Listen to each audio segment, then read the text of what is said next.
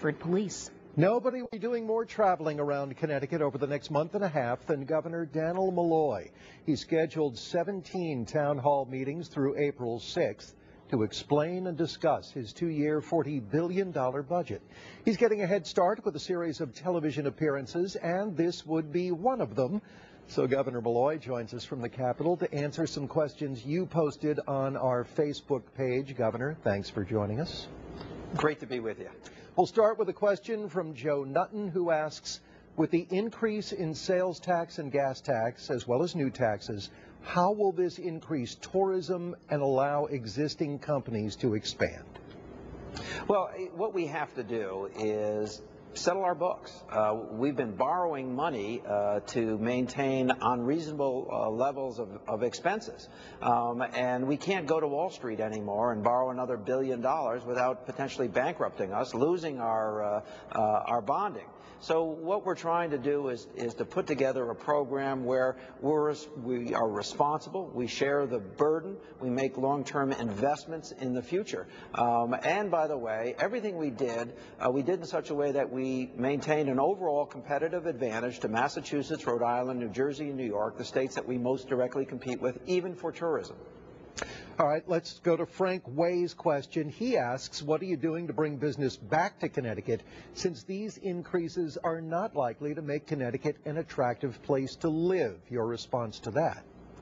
Frank, you know, I've had some conversations with business leaders in the last few days, and actually I have to tell you that there's a sense of confidence now that someone's actually going to deal with the state's problems. We basically have kicked this can down the road, but now it falls on us, you and I, Frank, to be the big people in the room, to straighten out the state's fiscal problems, to stop borrowing money to cover operating expenses, which is a terrible idea.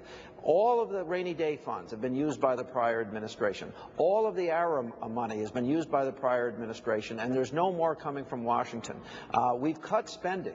We're going to spend on our base spending next year less money than we're going to spend this year. That's what we're doing. And part of that simply is also, unfortunately, we have to raise revenue to balance those books. If we don't, it's going to be a disaster. The other thing I want to make sure Frank understands we're doing is we're also going to fully fund the ECS, Educational Cost Sharing Grant. If we have to cut billions more out of this budget, what's going to happen is a lot of obligations will be shifted to local communities and property taxes will go through the roof. We have a question from Miguel Jimenez. He asks, we have the highest gas prices on the East Coast. A higher tax on gas will take a big bite out of my budget. Is there any other way to raise money than making the taxpayers suffer? You know, I was in Massachusetts over the weekend, Governor, and gas was at least 30 cents a gallon cheaper, so I'm curious what you have to say.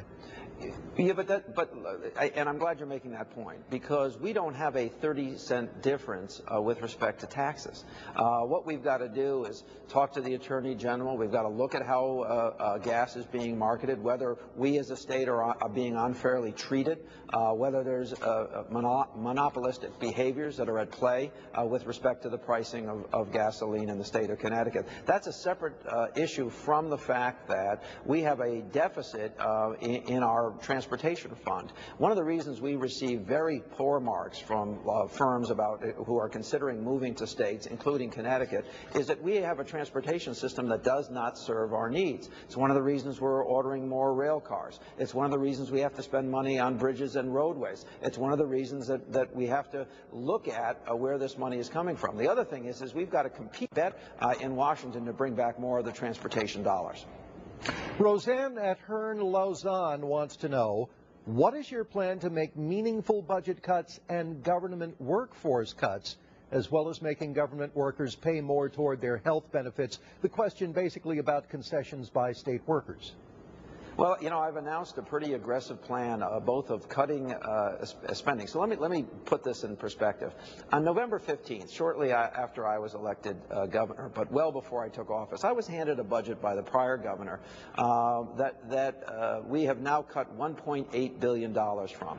We're proposing $1 billion of that come from employee short-term and long-term costs, and that approximately $776 million of that come from other other spending cuts. So we've already taken off the table $1.8 billion. That's how we got to the revenue number that we need to close the rest of the balance. Now, listen, this is not going to be easy. This is going to be a struggle to get the kinds of improvements that we need to get. But I am committed to seeing this through. We've got to get Connecticut back on the road to building jobs. You know, we're the only state in the nation that has failed to create net new jobs over 22, excuse me, we're one of two states that have failed to create net new jobs over a 22-year period of time. Michigan's the other one, and they've done a better job than we have. So we've got to correct a lot of behaviors, make some long-term investments, get some concessions, raise the revenue necessary to close that gap, but we've made a significant head start in a cut of $1.8 billion. An enormous job ahead for you, Governor Malloy, and the legislature and state workers. We thank you for taking the time, and we're sure to check in with you again down the road.